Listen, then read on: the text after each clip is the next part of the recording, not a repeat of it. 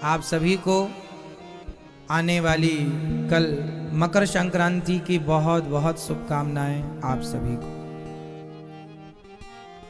15 जनवरी, पहले 13 जनवरी को मकर संक्रांति हुआ करती थी, फिर 14 जनवरी को और अब 15 जनवरी को।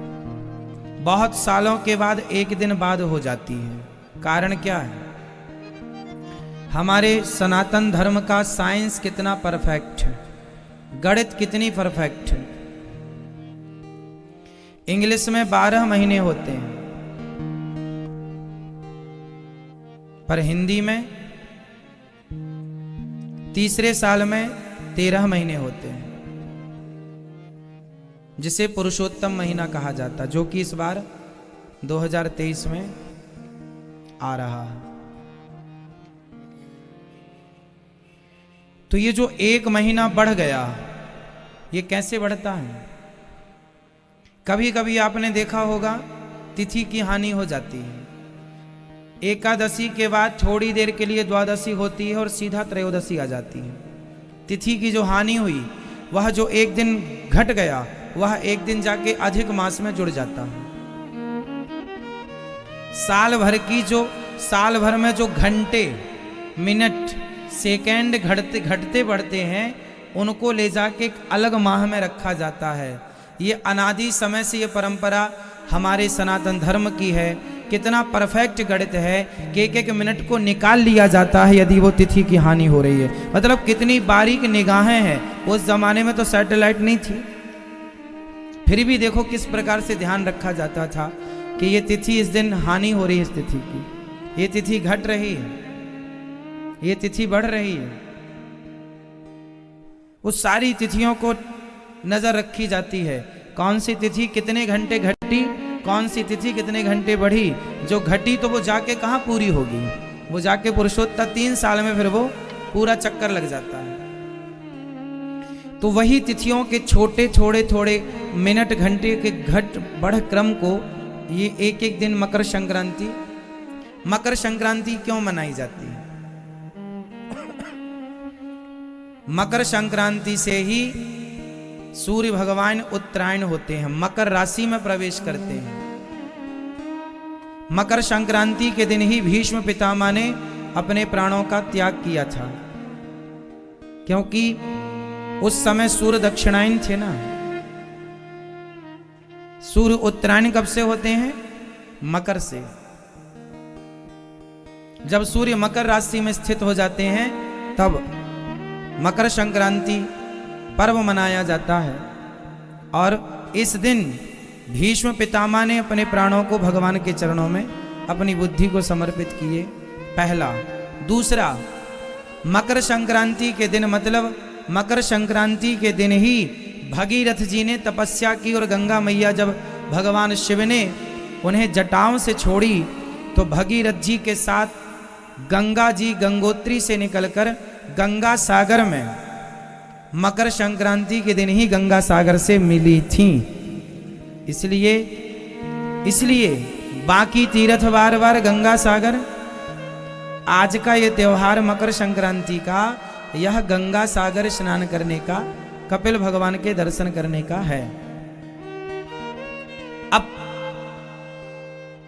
देखिए, अब इसे हमारे ऋषि मुनियों ने, हमारे बड़े बुजुर्गों ने इस पावन से त्योहार को एक साइंस से जोड़ रखा है। इस मकर में तिल से स्नान करने का, तिल के लड्डू खाने का विधान है। बताओ, मकर संक्रांति को तिल खाने का क्या साइंटिफिक रीजन है? क्या हमारे बड़े बुजुर्ग पागल थे? यदि पढ़े लिखे थे, समझदार थे, तो क्या मैसेज देना चाहा उन्होंने? बताइए तिल की तासीर कैसी होती है? तिल का स्वभाव कैसा होता है? तिल बोलो, कैसी होती है तिल? गरम। सफेद तिल में, व्हाइट तिल में सबसे ज्यादा कैल्शियम होता है। ब्लैक तिल में भी होता है कैल्शियम, पर व्हाइट तिल में सबसे ज्यादा क्या होता है? कैल्शियम होता है। और तिल की तासीर कैसी होती है? गरम। और माघ का महीना चल रहा, मकर संक्रांति, ठंडा है, तो ठंडे मौसम में गरम तिल गुड़ के साथ खाने का विधान है। गुड़ भी गरम, तिल भी गरम, ताकि आप सर्दी से बचें और आपका शरीर स्वस्थ रहे। एक त्योहार से आपके स्वास्थ्य को साइंटिफिक जोड़ रखा है। हमारे हर त्योहार में कुछ ना कुछ खाने का विधान है, और सब कुछ ऐसे खाने का नहीं है, विशेष खाने का है। ऐसा नहीं है कि ऐसे ही हो गया ना, कारण तिल गरम होती है। और अक्सर आपने देखा होगा सर्दियों में सूर्य भगवान का दर्शन कम होता है, मतलब बॉडी में सूर्य भगवान की किरण कम पड़ती है, तो विटामिन डी और कैल्शियम की मात्रा हो जाती है शरीर में कम। सर्दी में सूर्य भगवान छिपे रहते हैं, कहीं कोहरा है, कहीं कुछ मौसम बदल रहा है, तो सूर्य भगवान का दर्शन कम होता है। कहीं कहीं तो सूर्य भगवान हफ्ते हफ्ते नहीं दर्शन हो पाते। तो हमारे शरीर में सूर्य का प्रकाश ना पड़ने से विटामिन डी की कमी हो जाती है। विटामिन डी घटा तो कैल्शियम घट गया। बोलो हाँ या ना भाई? विटामिन डी घटा तो कैल्शियम घटा। इसलिए हमारे ऋषि मुनियों ने इस माघ के महीने में तिल खाने का विधान रखा कि आप तिल खाओ।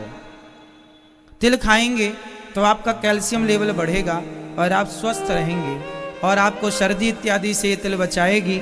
आपका शरीर स्वस्थ रहेगा, शरीर की हड्डियों को भरपूर नमी प्राप्त हो जाएगी, कैल्शियम प्राप्त हो जाएगा। तिल का तेल भी होता है, जो तिल का तेल होता है वो हड्डी के लिए बहुत बहुत लाभदायक होता है। आप में से कोई मेडिकल साइंस जानता हो थोड़ा बहुत तो समझे। हड्डियों के लिए सबसे बेस्ट तेल कौन सा है? तिल का तेल। तिल के तेल की मालिश करने से हड्डियां स्ट्रांग होती हैं, मजबूत होती हैं। तो ये जो हम कह रहे हैं हजारों साल पहले से हमारे ऋषि मुनियों ने, ये मतलब कितने पढ़े लिखे थे ना हमारे ऋषि मुनि, कितना साइंटिफिक है ना हमारा सनातन धर्म। एक बात और है, बताओ मकर संक्रांति के दिन से क्या होता है? मकर संक्रांति के दिन से प्रकृति भी बदलती है, मौसम में बदलाव होता है।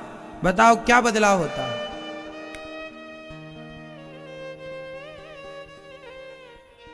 मकर संक्रांति से दिन बड़े होने लग जाते हैं, रात छोटी होने लग जाती है।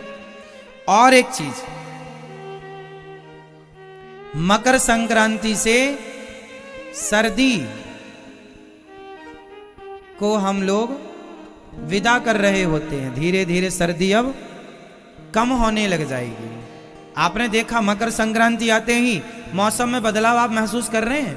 आज से 10 दिन पहले कितनी ज्यादा सर्दी थी, 5-7 दिन पहले भी बहुत सर्दी थी, पर देखो धीरे धीरे मतलब हमारे ऋषि मुनियों ने एक एक चीज को पकड़ा है कि इस दिन से देखो परिवर्तन है। दिन बड़ा होने लगा, रात छोटी होने लगी। वैसे 25 दिसंबर से ही दिन बड़े होने लग जाते हैं, पर वह बड़ा दिन मिनटों में होता है। कुछ मिनट, कुछ सेकंड से वो स्टार्ट हो जाता है, प्रक्रिया वहां से प्रोसेस शुरू हो जाता है। बट आज से विशेष परिवर्तन हुआ, इसलिए मकर संक्रांति। तो मकर संक्रांति में स्नान दान की बड़ी महिमा है। मकर संक्रांति में तिल के लड्डू बना करके दान करने की महिमा है। मकर संक्रांति में गरीबों को भोजन, कंबल और जो आपकी श्रद्धा हो दान पुण्य करने का, अन्न दान का बड़ा महत्व है। इसलिए मकर संक्रांति के दिन आपको जरूर अपने घर से कुछ ना कुछ धन धर्म के लिए निकालना चाहिए। ये परंपरा रही है हमारे सनातन धर्म की। और आपके आसपास की जो पवित्र नदियां हैं, उन नदियों में आपको मकर संक्रांति के दिन स्नान करना चाहिए। घर में स्नान करना, हम लोग जो घर में स्नान करते हैं वह पानी टंकी का होता है, पर जो नदी का बहता हुआ पानी होता है वह पानी ज़्यादा श्रेष्ठ होता है। उस पानी के शरीर के टच होने से हमारे शरीर में जो पावर शक्ति है, शरीर की जो इम्यूनिटी पावर है वह बढ़ती है। इसलिए पहले के लोग ज़्यादा जीते थे, क्योंकि वो नेचुरल प्रकृति का लाभ लेते थे। नदियों का स्नान, शुद्ध खान पान, ताजी हवा, ताजे फल, बिना दवाई कीटनाशक के फल मिलते थे जो नेचुरल होते थे, तो आदमी की आयु लंबी होती थी, स्वास्थ्य अनुकूल होता था। इसलिए आपको कहाँ नहाना चाहिए? आपके क्षेत्र में नदियां जो जीवित हैं, मतलब बह रही हैं, उन नदियों का आश्रय लेना चाहिए। गंगा, यमुना, सरयू, सरस्वती, कावेरी, गोदावरी तो फिर हैं ही, यमुना इत्यादि। पर आपके आसपास भी कोई नदी है तो आप वहाँ भी स्नान कर सकते हैं। तो नदी है, तालाब है, झील है, स्नान करने की बड़ी महिमा है। इसलिए ये मकर संक्रांति बहुत बड़ा पर्व है सनातन धर्म का।